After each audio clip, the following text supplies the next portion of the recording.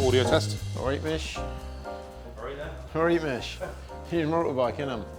Paul Denning. Chris. How the devil are you? I'm very, very well, thank you, mate. Yeah, We're very back. good. We're back again in the home of Crescent, home of Crescent Yamaha. Yeah, we're here. cool stuff being done. Yeah, I'm just back from Mazzano from the test, and walk in, and you boys are here. So, what can you do? Well, I'm down in the workshop getting more free stuff done. So Now I know why you're here. Okay, this is just a pure ruse to cover the time whilst your bike's been fettled. Exactly, and if we can do a bit of promo for Crescent while we're here, then it's brilliant. It's a trade-off. But no, this actually is the reason we are here. It is. So this was, I mean, you're going to tell me more about it in a minute, but this was launched a few weeks ago. No, we haven't actually, as we're shooting this today, haven't actually launched the bike yet. So we launched the sort of road bike JR Replica in either this winter test livery or the Pata Prometion Yamaha colours. And that's a 29995 on the road, beautifully spec bike. But this one is, we wanted to build something, and we'll talk about the GYTR Pro in a bit, but we wanted to build something that perhaps was accessible in that you can't really buy a GYTR Pro. It was 25 bikes globally and they're gone. But something that was perhaps a little bit more accessible price-wise, albeit still not cheap by a long, long chalk. Yeah. But there was kind of the ultimate R1 track bike without having access to the World Superbike parts bin. So that's where this bike exists, and also to celebrate the fact that we've got the legend that is Jonathan Ray riding for Yamaha. And what a legend he is. He's a nice lad.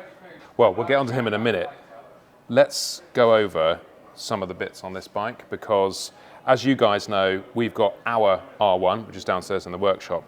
And I mean, looking at this one, it's amazing just how special this looks. And maybe it's the carbon, maybe it's the top yoke or the swing arm. It's all these little things that you think, oh, R1's an R1, it's an R1, it's got Öhlins forks and it's a track bike. But looking at this, you can see the difference between where our bike is and maybe the last previous specials you did to this step. This is like the next stage.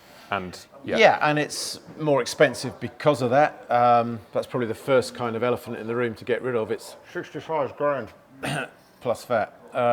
So it's not a cheap motorbike at 65,000 quid ex taxes. No, but if you're a dodgy scaffolder that's got a lot of money and likes doing track days and cash in hand, then you're all right, aren't you? Should there be any dodgy scaffolders who like track days with cash in hand, please? I'm not sure that's the target market, but if it is, then happy days. But no, so it's not a cheap motorcycle, but as I say, we wanted to build an R1 that, without access to parts that you literally cannot buy even if you wanted to, was the ultimate track bike. All of that should be qualified by saying none of it's necessary. You know as well as I do, none of it's necessary. You're not selling it very well. No, but I mean, you know, I think realism is a good start point. And of course, when a standard R1 with indicators and mirrors can do 43s or whatever it was round Jerez even a few years ago on Bridgestone slicks, then the bike is a very capable machine. Yeah. But for a rider at any level, the more you enhance the experience with vastly improved suspension, vastly improved braking, more power, better electronic controls, adjustable electronic controls, whether you're Jonathan Ray, Andrea Locatelli speed, or whether you're Chris and Paul sort of speed, wobbling around and enjoying it, the experience becomes so much more visceral and so much more genuine when the bike is that much closer to a race bike. Yeah, and I think, look, so many things in life are completely unnecessary. It doesn't mean you don't desire them, right? 100%. You know, I know, you know, I've just put some fancy calipers on the bike. Is it going to make, how much better is it going to make my lap time? Probably not that much. But looking at them and appreciating how those products and those upgrades have been made and machined and the development, that's, you know, they look good standing still. So you don't even have to be enjoying the performance of them. Sure. It's just, you know, we all love motorcycles because they're not necessary, are they? Let's face it, motorcycles. No, and whether you treat a motorcycle like this as a trinket, something to put on the wall in the kitchen, if you've got a nice enough kitchen.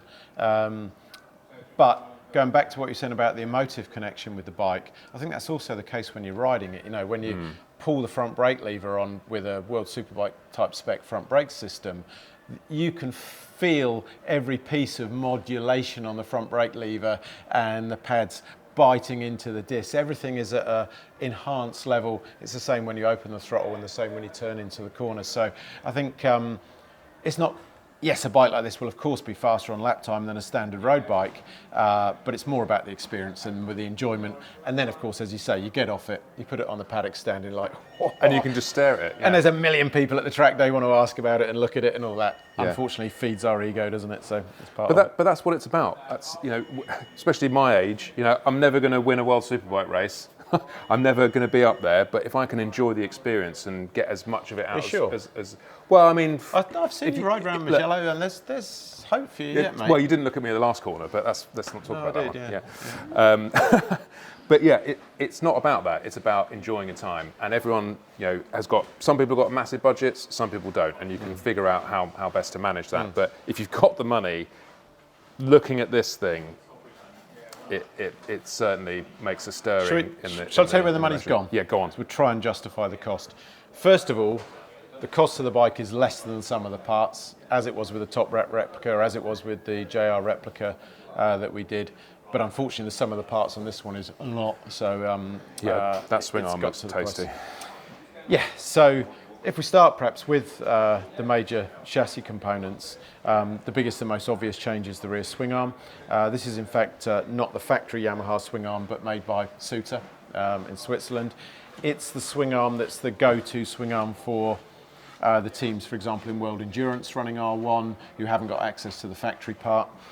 It provides better stability, better rear grip, much wider range of adjustment for the wheelbase, which with the R1, when you start adding power, it's really necessary to get the rear wheel an awful lot further back than the standard swing arm will allow. And combined with the link, which is a flat link suitable for racing that Suter supply, just gives a more linear, more stable feel than the standard rear package, and of course matched to the Öhlins race shop. So without going too nerdy into it, like why, like how does it achieve that? Like what the difference of a standard cast swing arm that you buy on your normal R1? Like why is that so much better? Is it because of the way it flexes? Is it because it's stiffer? Is it because it's softer? Like what gives it? Why does it? I don't know the stiffness ratio of that swing arm compared to stock, but my guess is that it would be stiffer in terms of direction change stability and throwing the bike about, but softer in terms of lateral when it's on its side and allowing the rear tyre to grip. There's a standard swing arm has to put up with everything from passenger loads to the drop test from a 20-foot, you know, to all those regulatory requirements. So as a racing part, combined with the linkage as I just mentioned, it's a step in feel that's reasonably significant. So it ultimately comes down to feel and tunability. You can tune that to the riders. I've seen you change the wheel even with the GYTR quick release system in your standard swing arm. Yeah. I'd say it's worth the money. Just the fact how quick you can get the rear wheel in and out is a massive thing. I mean, it was 900 quid for the kit on the last one to change the wheel, which everyone was like, 900 quid, I'll just take the extra time. But I think that's about £5 isn't it? Maybe 6. The swing arm? Yeah. I think that's 7-ish. Look, what's £7 if it's going to save you a couple of minutes? Chassis, the list's too long, that's the problem. Where's the big numbers jumping out? Swing arm is 7781 of your English pounds. Including VAT, sir? No, plus VAT, sorry. Oh, okay. Yeah, so we'll call the scaffolders again. I'm sorry, Yeah. scaffolders, it's not, you're not, I don't know why. They're always there though, aren't they? They've always got loads of money and loads of stuff. Anyway. I'm not saying anything, because we've got a couple of very good by the way, customers. I do need some scaffolding, so if anyone's out there, then anyway. Okay, right, swing arm. So the Suter swing arm, which we in fact used on the World Superbike Yamaha team for a period of time until Yamaha factory started to develop their own direction. And when you're at the level of a World Superbike factory race team, they're constantly playing with stiffness ratios of the swing arm and how it matches the chassis. So to make that rider feel comfortable, right? Just to provide more turning, more grip, more Right, acceleration. Okay. You know, we need, as a World Superbike team, we need more acceleration. To maximise it more from the engine is not easy, but the more grip we can make, the less spin control we're using and the more we can accelerate. So. Which is why you see a lot of the Yamahas, the corner speed is considerable compared to, well, in BSB anyway, considerable compared to some of the other machines out there. And it's so interesting. And World Superbikes, again, I mean, I bang on about this all the time. It's the most exciting, that I think they've got it bang on with the different bikes and the different abilities of each one, and yet it all seems to come out on this very finite. Everyone's right up there. It's all the different manufacturers, but they all benefit. All the machines benefit in certain different ways. It's almost like going back to Mario Kart days. You either got Donkey Kong or you got Toad. Right. Do you think I should use that with Jonathan? And hey, look, I don't know. I mean, when we're riding in Jerez with you could Johnny, be doing better, but you've got I mean, I'd be Donkey Kong obviously. Toad, right? Yeah, well, as in, that's an extreme. That's an extreme example. That's obviously an extreme example, but I think it's amazing to see that because it's not just the bike, it's the team, it's the rider, it's everything coming together, and everyone's right up there within tenths of seconds over the course of a 2-minute lap, and you're just like, wow, like. Yeah, and it's still a so sport. Close. And the great thing is it's still a platform that the rider can make the difference. Yes. As indeed, in fairness, I thought those days were gone for MotoGP, but due respect to Marc Marquez and Pedro Acosta, who have completely changed the show that in MotoGP this year, and just demonstrating that, the rider can make that difference. But in World Superbike, we've seen it. Obviously, Toprak, who was with us for 4 years, has done an incredible job straight away on the BMW. His confidence that was there when he got there hasn't been diminished at all.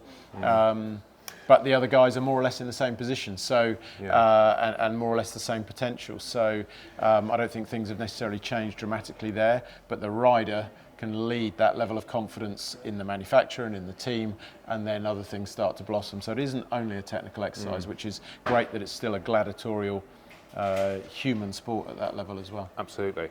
I mean, just touching on Toprak there, I mean, obviously he is a world-class athlete, no doubt about it, but it's quite interesting that I believe he tends to ride a bike quite differently to everyone else.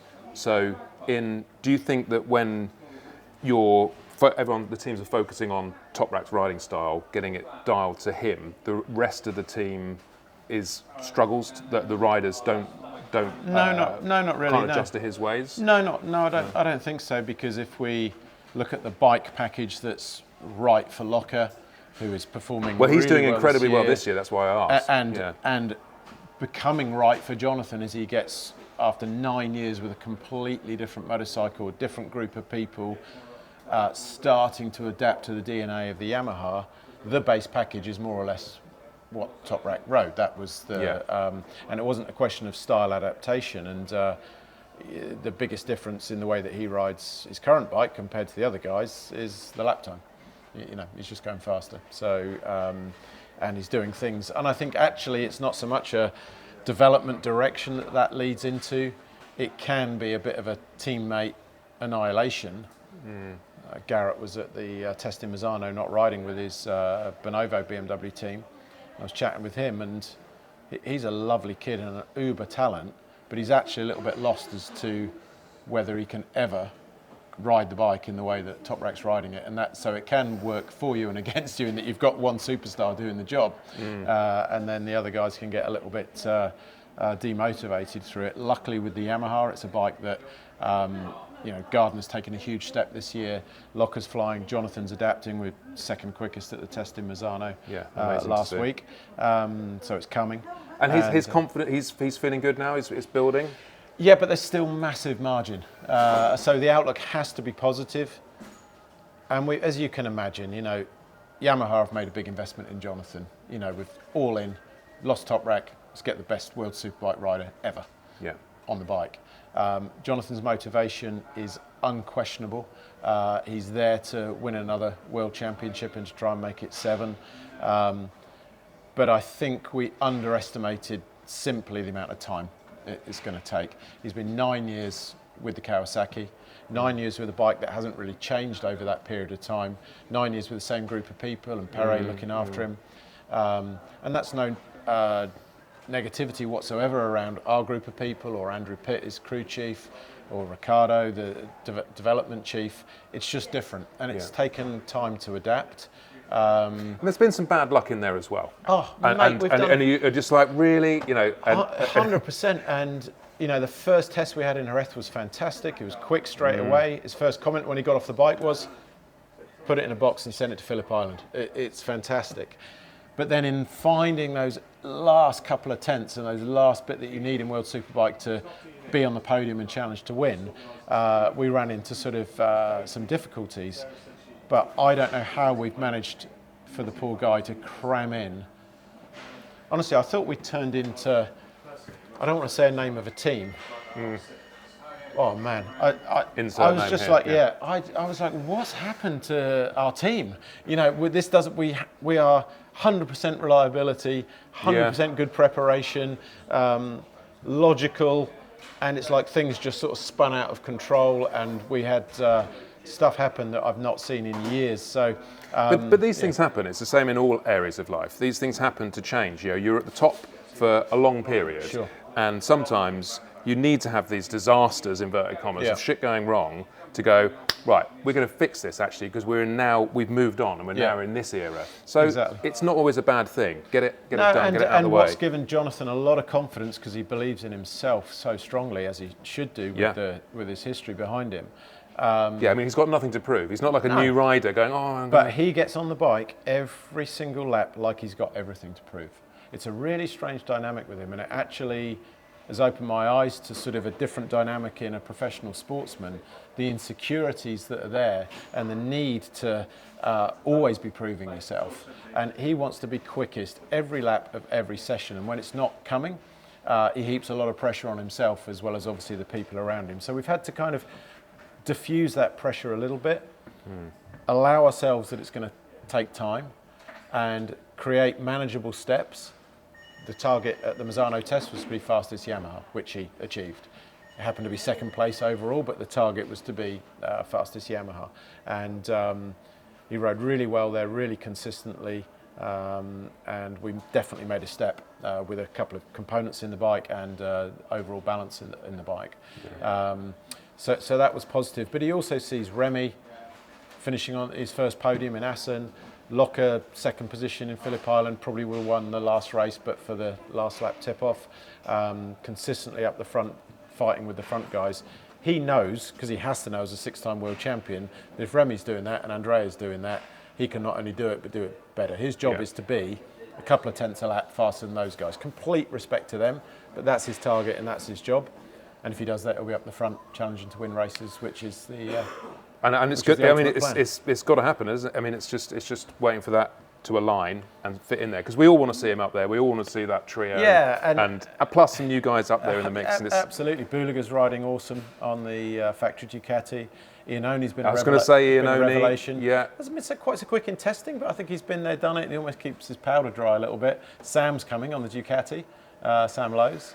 I mean, Ducati. Let's talk about Ducati quickly. I mean, they're quite a dominant force, aren't they? And a lot of the independent teams are wanting to run Ducatis, What do you think that bike has about it that is its core reason for being so quick around a lap? Well, first of all, as a philosophy to sell the bike, I don't know what they cost in euros, let's say 50 instead of 20. So it's 2.5 times the cost of a Yamaha R1. Therefore, it's got everything from titanium rods to a dry clutch to components in it that in the rules we can't change. So that's interesting.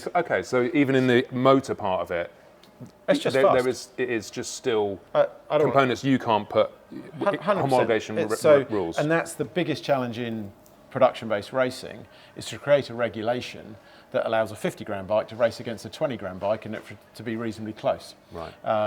And that's constantly being sort of evaluated and considered, and it's why super stock racing, which some people even at a senior level in the world of motorcycle racing think is the way forward, just race production bikes, it'd be great. Well, it won't, because the bike that's 50,000 euros will be 5 seconds a lap faster, maybe not that much, but it will be faster than the bikes with less power and a less highly spec'd machine. The obvious thing is, just tell Yamaha, Kawasaki, whoever, to make better motors, the 50 grand bike.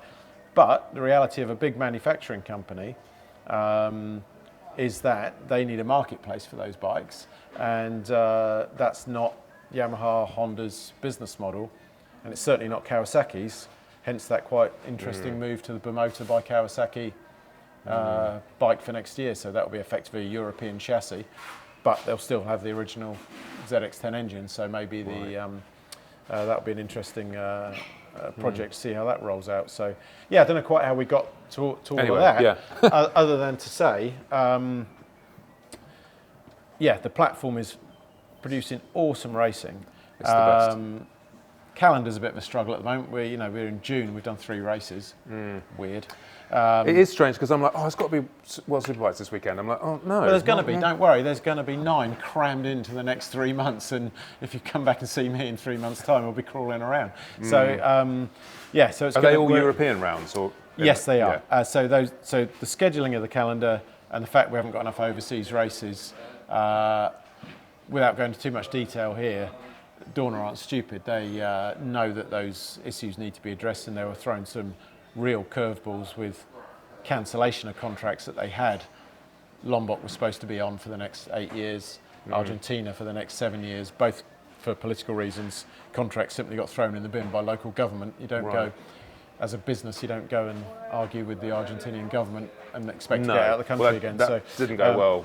Never mind, let's not talk about that. No, but interesting, just quickly on Dorna, you mentioned, because has Dorna's been bought out or being in the process of being bought by Liberty now, isn't it? If the deal goes through, so it's not actually finalised? I think it's, I don't know is the answer, but I think it's finalised from an in-principle point of view, but needs ratifying by sort of whatever the equivalent of the mergers and competition authorities are. Okay, and do you think that's good or bad for the sport? Probably good, probably positive, looking at everything they've done in F1, if it goes through, then let's see if they can achieve, had you heard of Pierre Gasly, a Formula 1 driver, before Drive to Survive? Possibly yes, possibly not, but my point is, maybe if that happens, maybe in a few years' time, everyone globally will know who Francesco Bagnaia is or Fabio Quartararo, and turn these guys, which they deserve, into the uber stars that they really are. Okay, well, we'll wait and see on that one. Okay, right. We're waffling over now. Right. Motorbikes. So, chassis. So Suter swing arm, obviously matched with the Olin shock, like exactly the same Marcazzini wheel that we run in World Superbike, obviously stiffer and a lot lighter, much more responsive. The Olin's fork is the road and track fork, not the FGR 400 Superbike spec fork, simply because it doesn't need a €10,000 fork in the bike. That's what we've got in our bike, I think. And so the everything from the weight of the fork to the stiffness of the outer tubes and obviously the damping system internally is a decent step. The fork is matched to the latest GYTR fork clamp. That is gorgeous. Yeah, it's a nicely designed piece, is lovely. Isn't it? And stiffness ratio is different than standard. Should allow fractionally better turning at the limit. The handlebars, again GYTR bars, fully adjustable, obviously position-wise, and importantly, actually, long enough to give you a bit more leverage, but to mount all the switch gear and twist grip, etc. Yeah, I do like a long one, I must say. Yeah, it's a sort of an envy thing, though, isn't it, with chaps like yourself? So we haven't modified the mainframe. The mainframe is standard, so we haven't modified the chassis in order to provide, for example, adjustable swing arm pivot height and that kind of stuff. There comes a point whereby there's just such a small return on investment, and when you get to that point, that's very much it. Because I was looking at my standard subframe here, and it's pretty light. It's pretty light unit. And it's a cast unit. It's very light. It's pretty solid, isn't it? So it's interesting to see that you've gone with that as well. What do you do? I mean, the carbon fibre monocoque version is only World Superbike or on the ultra limited edition GYTR Pro. So we've matched it obviously with carbon bodywork everywhere. Again, I would imagine that because of the relative simplicity on this bike, and it hasn't got data acquisition all over it, I bet it's well under the World Superbike weight limit. Really? It'll be lighter than our World Superbike, yeah, because it's just the most basic raw form. And what is the weight limit? 168. 168. Yeah, wet. So end of the race 168. Yeah. Okay. Yeah. And is there a limit to fuel you've got to keep in the end of the bike at the end of the... No, but it's got to be able to start. Okay. Yeah. So as long as it's got half a litre in it, I mean, if we make it in to the end of the slowdown lap and have any more than a litre, then that's been a sort of, i.e. any more than around a kilo of fuel, that's a miscalculation. You want it as light as it possibly can be. But that miscalculation is better than it stopping. Yes. And there's no tyre pressure regs to the degree that is in MotoGP at the moment? Yeah, not actively, but on the grid you can't have any less than 1.65 bar in the rear tyre. Any less than that and you get pulled off the grid, and 3 riders are always chosen at random. And that's I'd hate to be the guy, because Pirelli engineers aren't the guy that take the pressure, and they won't take them using the remote, because we've got tyre pressure sensors inside the rims, but because calibration and what have you of sensors can be fiddled with, I guess, they won't use the electronics. So someone in our team has to physically take the pressure gauge and go, so you literally 3-minute boards up, the rider's getting ready to go, the visors are coming down, and you're there. If you've got a shaky hand and you start bleeding a bit of pressure on the valve and it comes up 1.64, you're off the grid. So so that's a moment I don't envy our tyre guys doing that. Do the riders know the pressure on the World Superbike? It's just the team? Yeah. Well, we don't know it remotely. You're not allowed telemetry being bike to pit. Okay, but it records after, then we can see. But there's no live display, so the rider doesn't know, shit, pressures are getting too high. No. I'm going to back off. No, because that would be quite a sensible thing to put on for a rider's information, wouldn't it? You'd have thought. Maybe, but then if that's, we talked about it being gladiatorial, about it being a human show as well as technical. Yeah, fair enough. Yeah. If that's causing a rider to back off away from a battle, I'd rather see the boys going up the inside and trying to make it happen, to be honest. But, yeah, fair enough. Brakes we haven't discussed, and we've got the GP4RX caliper, the very much go-to brake caliper, again without spending ridiculous money on World Superbike spec. It's as close as any rider will ever need, matched to the T-Drive discs, and lovely tidy little Brembo caliper underslung on the Suter swing arm. Hell make our brake lines for the World Superbike team, and obviously we use them for every project we do, but really super neat fitments. And again, you've mentioned it before when you've been looking at bikes we've built here, the guys try and build this bike so that if it was wheeled into the garage of a factory World Superbike team, it's the right level of detail, the way the grips are lock wired on, the way various parts are lock wired and fitted. The concept is, we're Yamaha's official factory World Superbike team. When a customer wheels a track bike away from us, we want them to feel so. Whether it's the Pro-Bolt titanium fasteners all over it, honestly, some of the bits on this are actually at a slightly nicer level than the World Superbike. I mean, I've even just noticed in here, because when I put the race fairing on our bike, it does get hot down the bottom, and I was like, I need some reflective tape. There's a beautiful little gold. Well, that gold stuff, it costs telephone numbers. I love we use it. Again, there's a big, but I love it. It's like big swathe of it at the back by the exhaust pipe. Yeah, you get a bit of glint in there. It's like a NASA spacecraft. Well, it's not really, is it? It's a bit of gold tape on a belly pan. I know, but that to me, it's like nice stuff, it's functional. It looks cool, and it serves a very useful purpose, because I can feel the sides of the fairing. It's getting very, very hot. Sure. So you're like, and talking of hot, you'll notice the radiator on this one is the full spec World Superbike radiator. As you produce more and more power from an R1, cooling becomes an issue, as it does with any engine, and that's a necessity, because unlike other replicas that we've done before, this one we've done the motor on. Okay. So it's got pretty much everything you can throw at it from the GYTR kit parts list: intake camshaft, exhaust camshaft, adjustable camshaft sprockets, the factory spec air funnels in the airbox. The exhaust system is obviously full of Kropovich, but it's a special one built only for race teams, because it's specified to fit the underslung swing arm. So that's the exhaust pipe that any Kropovich team will be using in the Endurance World Championship.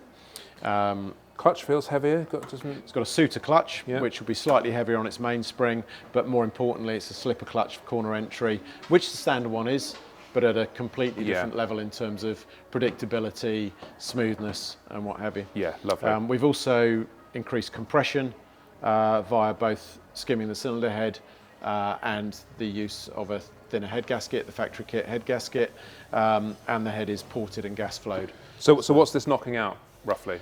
Well, numbers, I know from our videos before there's been some scepticism on the dyno. So a dyno is really... But we can go from a standard motor difference to it's the difference, on the same dyno, exactly. Right? Yeah. So, Mitch, what does a stock motor make on our bench dyno? Anywhere between sort of 190 to... But I mean stock bike, road bike with a road pipe. 185. Right. So so this one's making 215 on the dyno, and a stock bike makes about 185. So that 30 horsepower is a sizable increase that any rider will feel, but much more than that, the upper mid-range the torque curve is massive by comparison, yeah. So this will accelerate at a completely different level. That's aided, however, by the GYTR factory kit ECU, which allows a much wider range of race and track focused settings. We can still retain the standard dash in order to use that, but the harness, ECU, regulator, all changes, and of course the control switches to match the ECU.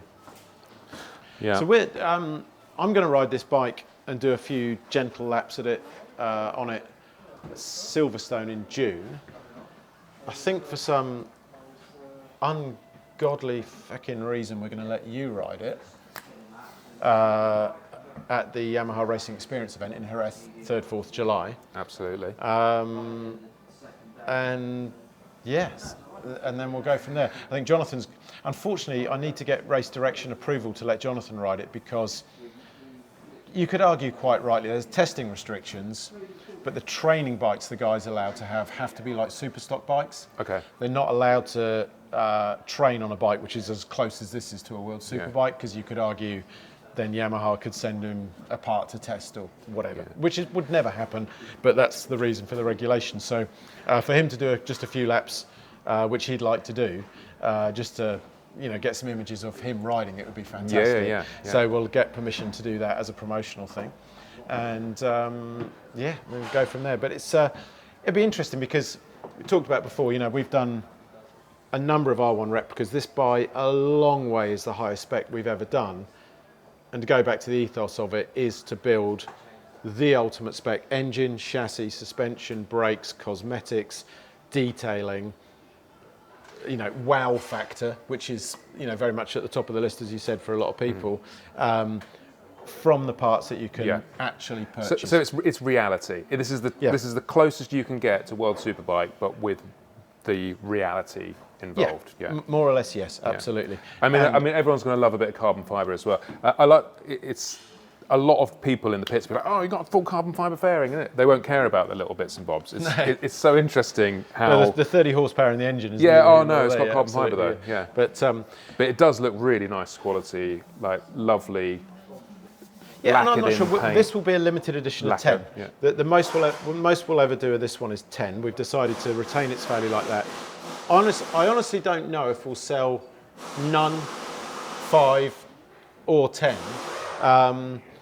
But we wanted to do it anyway, and each one will be certified by both myself and Jonathan, but as a definitively limited edition of 10 for someone that wants to just have that and keep it with their collection, much like the Yacht 20th edition R1 and the Patronus one. It starts to add value. But this compared to a Patronus one, I mean, throw the Patronus one in the bin. I mean, that's a completely different. It's different. Obviously, don't throw it in the bin. They're cool things, but the spec that this is it's so much more.